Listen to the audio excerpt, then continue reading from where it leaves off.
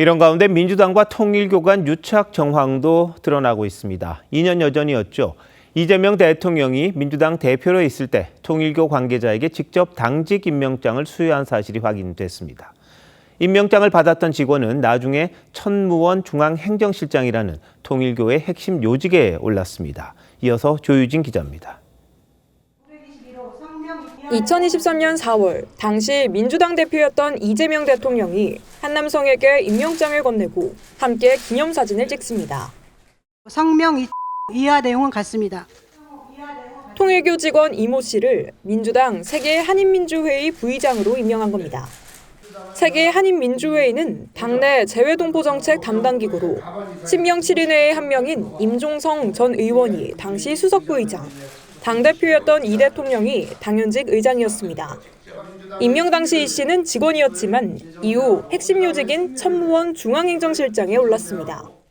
통일교 관계자는 이 씨가 이재명 대통령과 찍은 임명식 사진을 보여주며 민주당 인사와의 친분을 보란듯이 과시했다며 특검 수사를 막을 수 있다고 말하고 다녔다고 했습니다. 통일교 측은 이 씨의 정치 활동은 교단에선 모르는 일이었다며 현재 대기 발령 상태라고 했습니다. 대통령실은 이 씨 임명 경위에 대해 당에 확인하라고 했고 민주당은 답을 주지 않았습니다. 윤영호 전 본부장으로부터 통일교의 민주당 지원 진술을 확인하고도 수사하지 않아 편파 수사 비판을 받는 김건희 특검은 오늘 사건을 경찰청 국가수사본부에 이첩했습니다. TV조선 조유진입니다. 이 대통령이 두 차례나 그것도 국무회의에서 통일교를 겨냥한 듯한 발언을 하자 국민의힘은 공개 협박이라고 반발했습니다. 통일교가 금품을 지원한 인사가 민주당에도 있었다는 의혹이 커지자 이를 막으려고 한다는 건데 편파 수사 논란이 불거진 민중기 특검과 수사팀 전원은 고발하겠다고 예고하기도 했습니다. 관련한 정치권 움직임은 장윤정 기자가 취재했습니다. 국민의힘 장동혁 대표는 민생 문제를 논의하기도 바쁜 국무회의 시간을 종교 탄압 토론회로 만들었다고 지적했습니다. 장 대표는 자신의 SNS에 통일교 수사와 관련해 이재명 정부와 민주당에 불리한 증언이 쏟아져 나오자 더 말하면 씨를 말리겠다고 공개적으로 겁박한 거라고 비판했습니다. 한동훈 전 대표는 이 대통령의 발언이 통일교 윤영호 전 본부장의 결심 공판을 하루 앞두고 나왔다는 점에 주목했습니다. 내일 재판에서 민주당 쪽 돈 준 거 불지 말아라. 불면 죽인다. 이런 얘기다. 통일교 돈 받은 썩은 정치인들 이참에 다 처벌하고 퇴출시켜야 합니다. 국민의힘은 통일교가 민주당 인사도 지원했다는 취지의 진술을 확보하고도 수사하지 않은 건 직무유기이자 직권남용이라며 고발을 예고했습니다. 민중기 특검의 수사관들도 모두 고발 대상이라고 밝혔습니다. 정령, 유권 무죄, 무권 유죄를 신봉하시는 것입니까? 왜 국민의힘 인지수사는 탈탈 털고 더불어민주당 인지수사는 묵살하는 것입니까? 민주당은 특검의 역할은 김건희 여사의 비리 의혹을 수사하는 거라며 민주당은 수사 대상이 아니라고 재차 강조했습니다. 모든 의혹을 한꺼번에 떠안으라는 요구는 애초부터 특검법 취지와 맞지 않는 것입니다. 다만 박지원 의원은 민주당에 검은 손이 들어왔다면 파헤쳐야 한다며 선택적 적용은 안 된다고 했습니다. TV조선 장윤정입니다. 정치 연안에 한 발 더 들어가 궁금증을 풀어드리는 정치 더 시간입니다. 조선일보 배성규 정치 에디터 나오셨습니다. 안녕하세요. 안녕하세요. 자, 오늘 주제 알려주시죠. 네, 통일교 부메랑입니다. 자, 방금 리포트도 했습니다만 이 대통령 오늘 또 통일교를 겨냥한 듯한 발언을 했습니다. 종교단체 해산을 사실상 지시한 걸로 들리는데요. 헌법 위반으로 종교단체를 해산할 수 있습니까?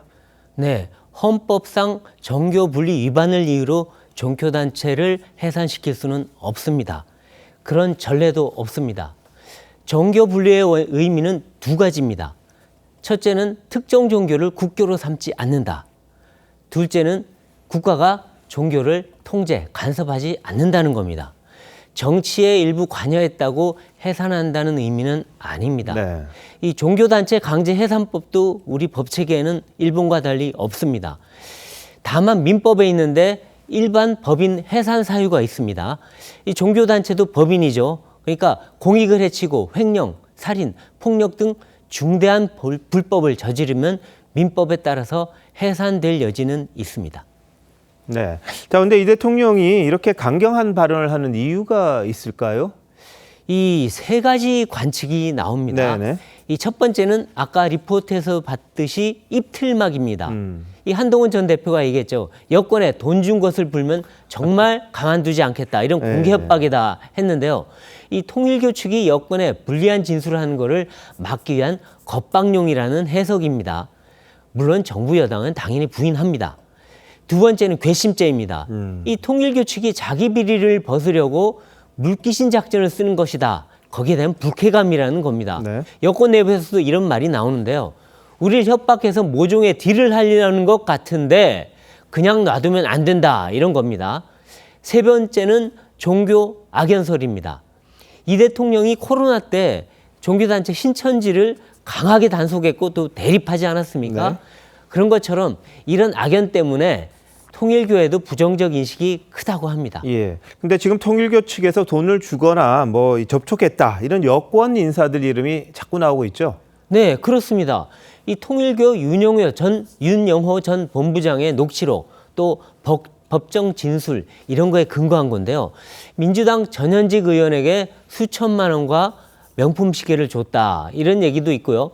또 단체장급 인사들한테 쪼개기 후원금을 줬다는 주장도 나왔습니다.